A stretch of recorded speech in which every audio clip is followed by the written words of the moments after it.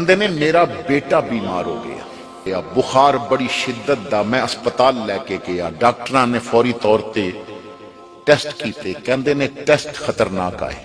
मेरे बेटे दी बीमारी काबिले इलाज तो है सी, लेकिन इतनी शदीद बीमारी सी कि शायद इसते कई साल लगन। छोटा बेटा सी, मैं बड़े ही परेशान। कहते ने मैं बेटे नूं अस्पताल दाखिल कराया, रात नूं मैं घर आया, मैं बिस्तर ते लेट गया, बीवी मेरी बच्चे कोल सी, मैं करवटां लै रहा सा। कहते ने अचानक मैनूं हुजूर दी एक हदीस याद आ गई। हुजूर फरमांदे ने अपने मरीजां दा इलाज सदके नाल कीता करो। मेरे मुस्तफा करीम ने ना बड़ियां दवाइयां दसियां जी। हुजूर फरमांदे ने कुरान भी दवाई है, हुजूर फरमांदे ने रोजा भी दवाई है, हुजूर फरमांदे ने नमाज भी दवाई है, हुजूर फरमांदे ने सदका भी दवाई है। ओ भाई कदी कदी ना इस तरह भी इलाज करो, किसी नूं ये ना आखो बा मेरे वास्ते दुआ कर, अमल ऐसा कर, अपना रवैया ऐसा रख, अगले दियां आंदरां भी तेरे वास्ते दुआ कर दियां। कहंदे ने बिस्तर ते लेटिया ख्याल आया बा हुजूर फरमांदे ने मरीजां दा इलाज सदके नाल भी कीता कर, सदका बलावां टाल दे। कहंदे ने मैं जल्दी नाल उठिया,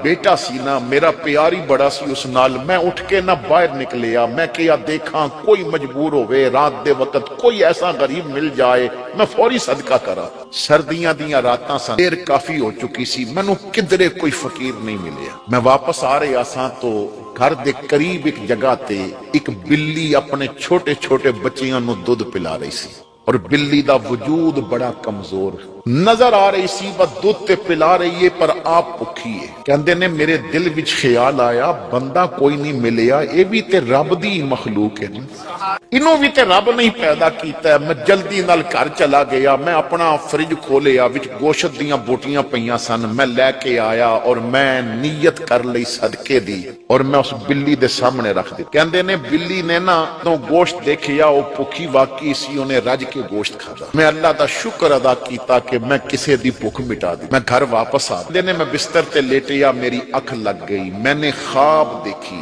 कि मेरे बेटे ते मुख्तलिफ किस्म दे कव्वे हमला पे करते हैं, और मेरा बेटा चीख चिल्ला रहा है, कव्वे हमला पे करते ने। अचानक कोई बिल्ली जिन्हों मैं गोश्त खवा के आया सा, वो आई और उसने पकड़ पकड़ के कव्वियां नूं मार दिता। कहते ने मैं बेदार होया, मैनू अपने बेटे दी बड़ी फिक्र पै गई कि कव्वे ख्वाब विच उसते हमला पे करते सन। मैं गाड़ी निकाली, मैं अस्पताल पहुंचया।